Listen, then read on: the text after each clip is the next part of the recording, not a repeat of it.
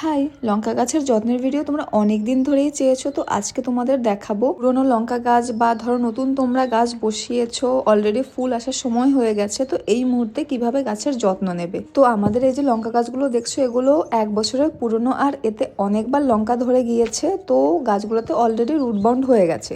তো এবার কি করব, গাছের গোড়ার মাটিটা কিছুটা তুলে নিয়ে তারপরে একদম টবের সাইড ঘেঁষে মাটি, তারপরে ছোট ছোট যে শেকড়, সবকিছু এরম ভাবে তুলে নিতে হবে।